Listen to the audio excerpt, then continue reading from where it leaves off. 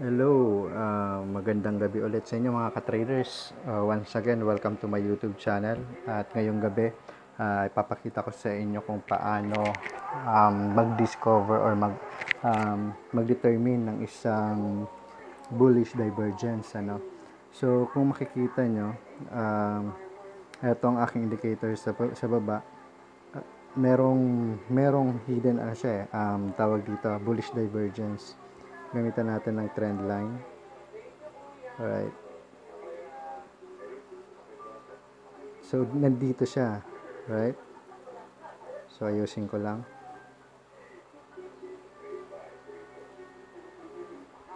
Alright.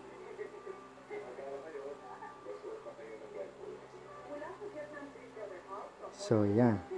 So, kung mapapansin nyo, bakit nasabi kong bullish divergence? Kasi dito sa indicator sa baba, ay paakyat siya, no? So, medyo nabitin na yung pag-create niya ng force pababa. Merong nangyari ditong mahabang downtrend. At kung titingnan natin sa 4-hour chart, ayan, medyo mahaba yung pagbulusok niya. So, yun, kumita tayo dyan kanina. Sumabay tayo sa trend. And right now, nakakita ako ng bullish divergence. So, right now, tinitingnan ko, inaabangan ko lang. So, dito kasi siya, dito. So, ayan. Medyo hindi nakikita. So, ayan, So, kung gagawin ko rin ng trend line dito sa baba. Gawa ko lang ng trend line,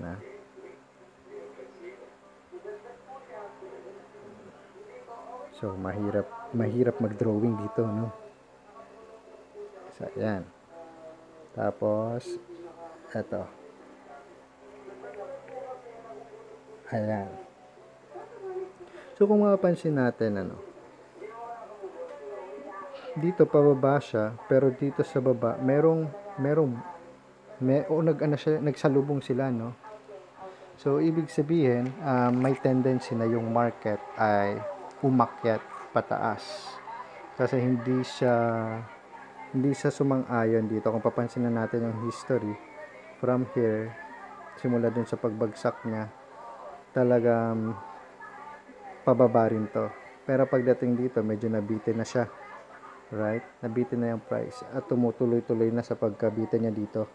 So, although bumubulusok pa, hindi pa natin ma-recognize right now kung talagang dederecho siya o magre-reverse na.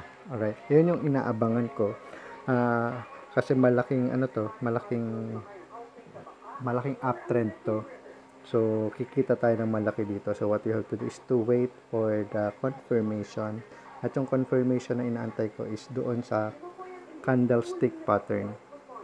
So, maghahanap ako ng tatlong spinning candle or tatlong white soldier. Ibig sabihin, tatlong full green bar na sunod-sunod. Na kapag lumabas yun, it's about time na mag-buy position tayo para yun, kumita tayo sa ating position na buy. So, kung napansin natin, meron ng isa, pero hindi pa sapat yan para tayo ay mag-risk na ng ating capital. Alright? So, kailangan ng tatlo para sigurado. So, kailangan sa forex trading ay hindi ka magmadali. Hindi dapat na maging advance yung yung assumption mo. So, kailangan meron talagang confirmation from the indicators. Kasi kung papansinin po natin dito, ay nasa downtrend position pa rin yung market. Nasa taas yung 20 moving average, which is itong red line. Open ko lang yung cursor ko.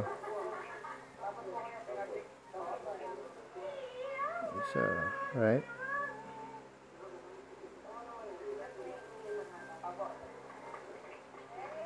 Medyo malaki. Bawasan lang natin. Alright. So, balik tayo doon. So, ayan. Etong 200 moving average, which is yung kulay red, ay nasa taas at yung blue ay nasa baba. Ibig sabihin is nasa downtrend position pa rin yung ating market. Pero yun nga, hindi naman siya nag-stick sa isang ano lang, isang trend lang. Tatlong trend tayo meron, di ba? Uptrend, downtrend, and sideways. Ngayon, kung merong downtrend, ang kasunod dyan, um, it could be a sideways or a uptrend. Pero sa nakikita nating indicator dito,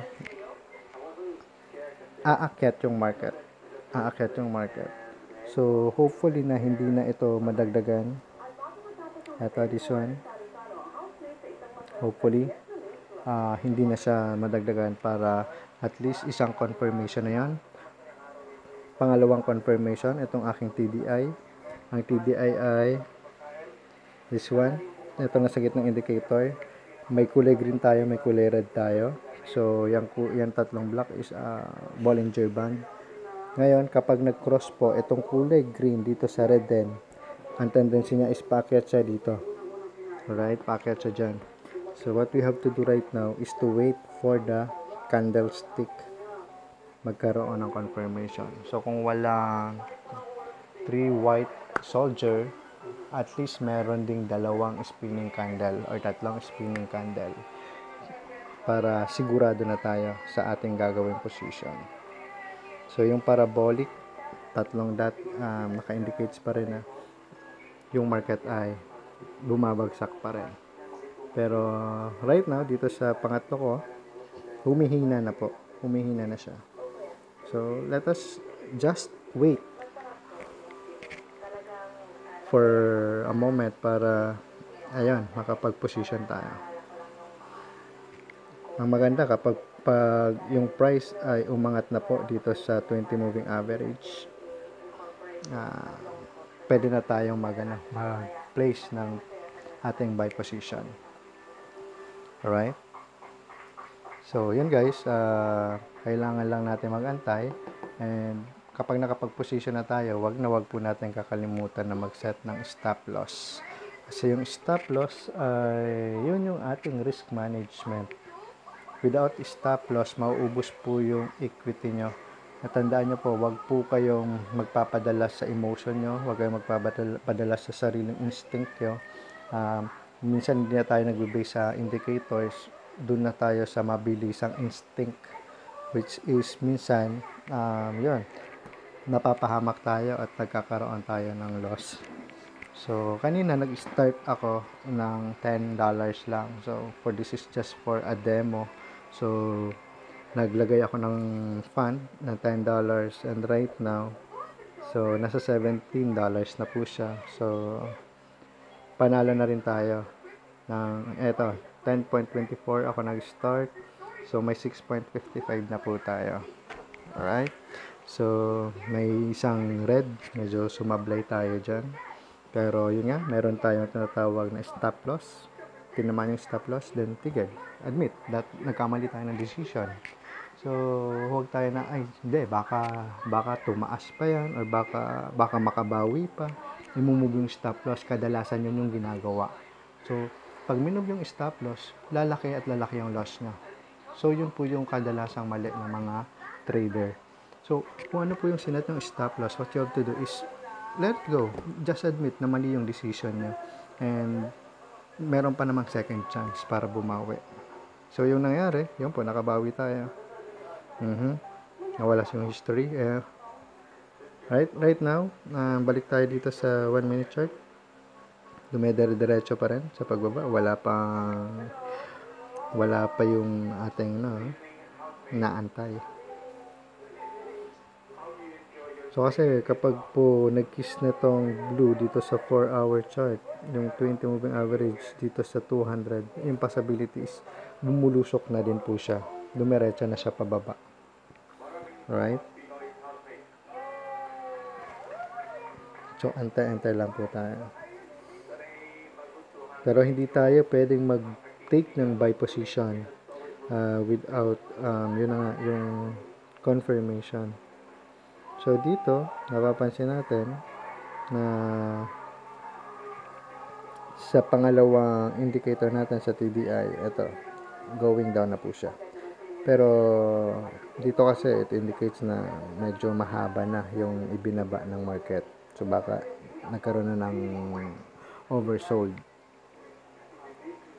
So, possible na aakyat siya. Ngayon, pag nakita mo, oy, dumediretso, bumababa, gagawin natin, sige, magsisell ako. So, hindi natin alam, magre-reverse na pala yung market. Alright? Hindi natin alam, magre-reverse na pala yung market. So, mahirap po yun. Malaki yung possible na maging loss nyo. Anyways, meron naman kayong tatawag na risk management, may stop loss kayo. Ang akin ay 100 points na kung nag-lot ako ng 0.03, it would be $3. Kung 0.01 lang that is $1. So, balik ako sa 1 minute chart. Ito. So, medyo nagkakaroon na ng pag-akyat. Malapit na magsalubong yung aking TDI. So, I think isang green pa.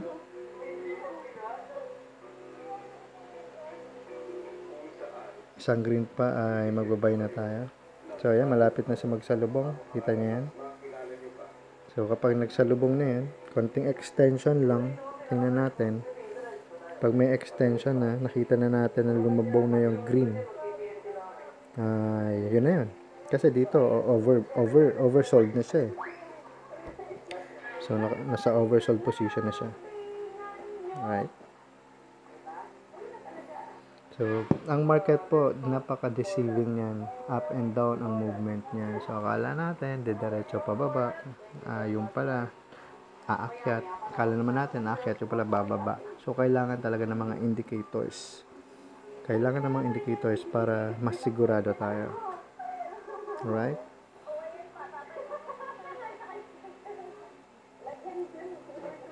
So, eto, medyo nagkaroon ng red bar ignore na tinatawag. Yung red bar ignored, na-sandwich siya. Na-sandwich ng dalawang green candle. Alright? Na-sandwich po yung red candle ng dalawang green bar. So, medyo maganda na yung indication niya. Ayan na, umakyat na po sa blue. So, mag-take na ako ng risk dito. I have to make a buy position. Gawin ko lang ng 0.01 for just a demo. Alright? So, magbabay ako. So, yan po. Nag-buy na ako. And, ang aking stop loss, iset ko sa right? Minus 100, 210. 210.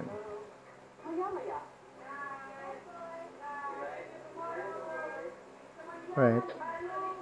So, yan. Blue na. Mabilis sumakyat. So, ganun lang guys. Kailangan nyo lang antayin talaga yung market.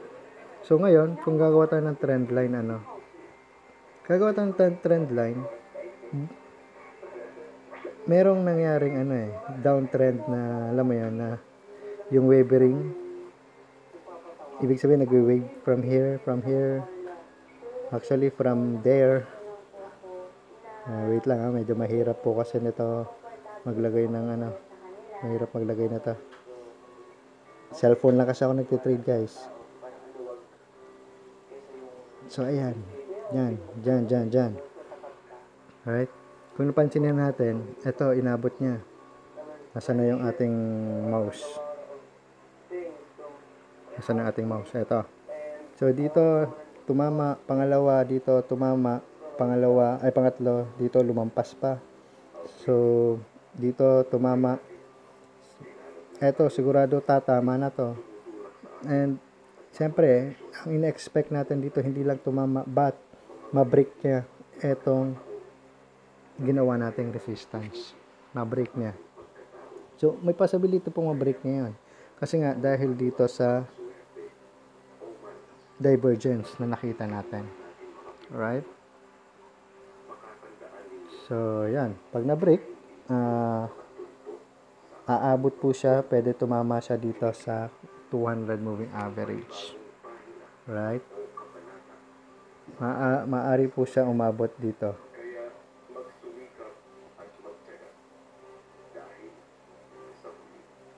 Yan. Right?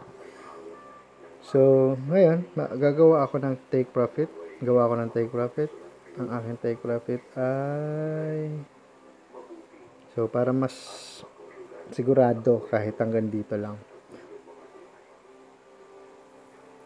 4529. 4529. Alright, 4529. So, huwag kayong kabahan, guys, kapag nakikita nyo na bumababa yung price. It's normal sa market movement na naggumaganon siya. Gumagalaw-galaw siya. So, normal na normal po yan. So, kung wala tayong nakita doon na ganito sa baba, na divergence, kung wala tayong nakitang ganito, magsa-sell position pa rin ako dito. Kasi pag tumama siya dito sa resistance, pwede siya bumangga dito. Pero, ginawa ko, nag-buy ako kasi nakakita ako nito. Nung nakakita ako niyan, alam ko na aakyat yung price. Although hindi siya 100%, pero ang percentage rate niya, yung possibility niya, is around 87% po. Around 87%. So, what we have to do is just to trust our decision, panindigan natin yung decision natin. Anyways, we have our risk management. Kapag tayo ay nagkamali, $1 lang yung ating risk. So, kung sakali naman po kayo ay naka-lot size na 1 at ang puhunan nyo ay $1,000 na, ang inyong ni-risk ay $100. Pero just imagine ma-hit yung take profit natin. So, kung naka 1 lot kayo, I think that is aabot po yan ng I think mga $300 to $400. Ayan po yung inyong profit sa isang position lang. So, yun, kailangan natin mag-antay. At minsan, kung gusto nyo, dito kayo maglalagay ng stop loss sa kung saan nagsimula yung pagtaas ng market. Pero ako kasi nag-stick ako sa 100 lang. Nag-stick ako sa 100. Kasi nakapag-buy tayo, nandito na sa taas. Pero syempre, inantay muna natin na magkaroon ng magandang sign, no? Para sigurado tayo. And guys, ang maganda, nasa taas na yung price ng 20 moving average. Kapag ito ay umakyat pa, ang forma niya, mag-stop siya dito. Right? Drawing ako.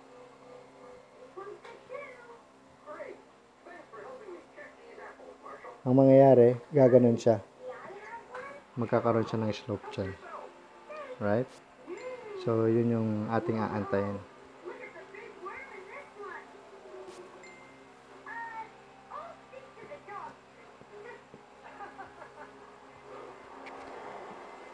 So, ano yung mga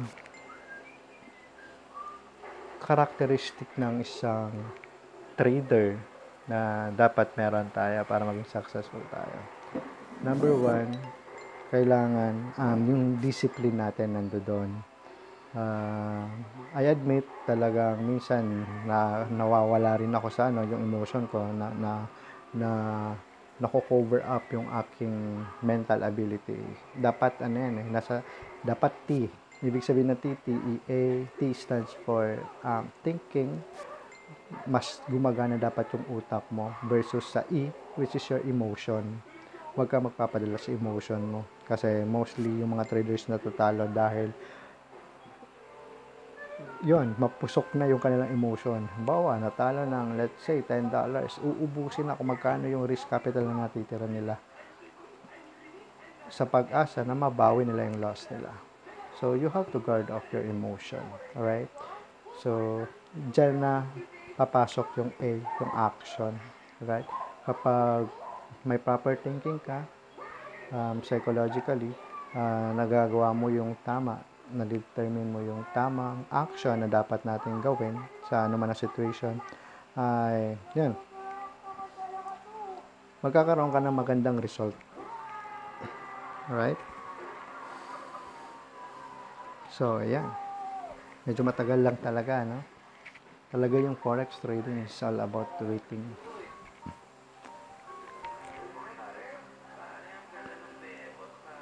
Pero that is 87% guys. So maniwala kayo sa strategy nito.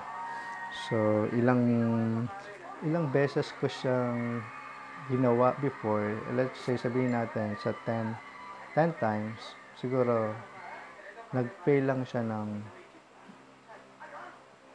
2 beses. So nasa 80%. Alright?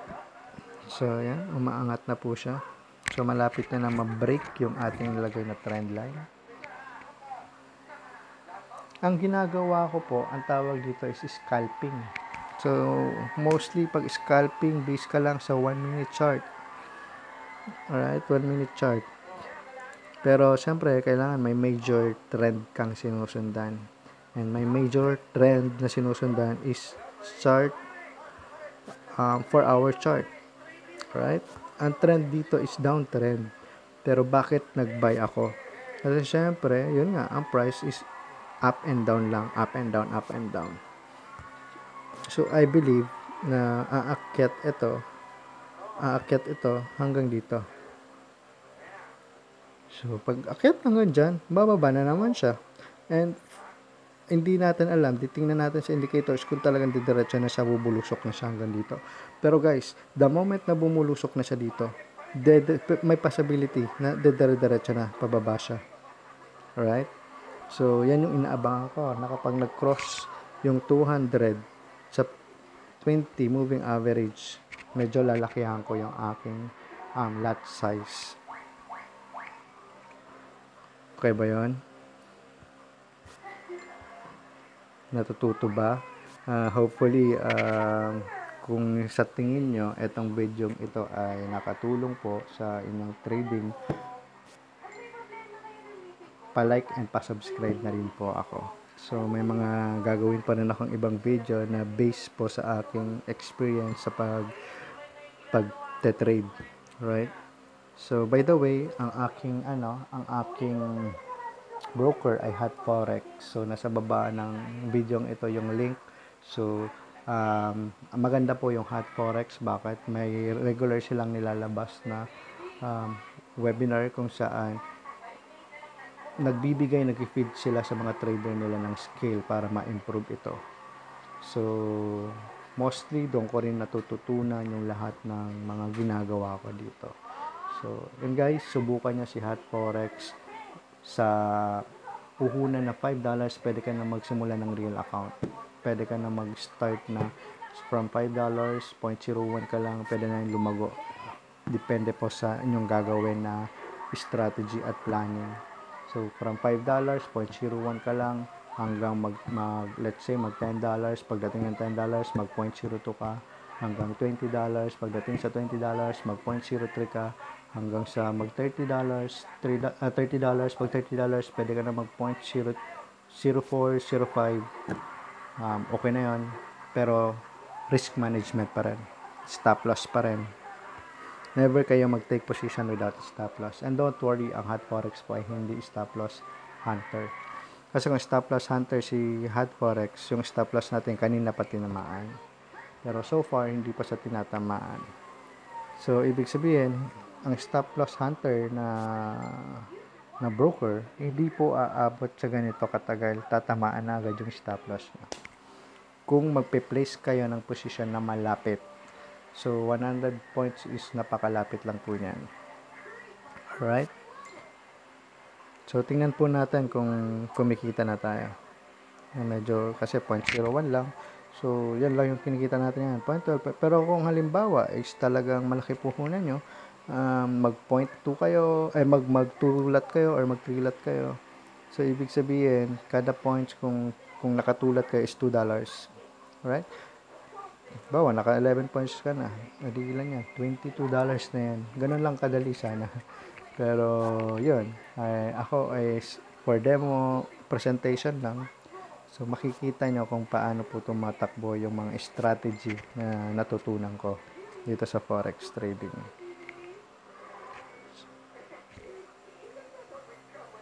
So, guys, maraming salamat. Siguro, napakahaba na ng video ito.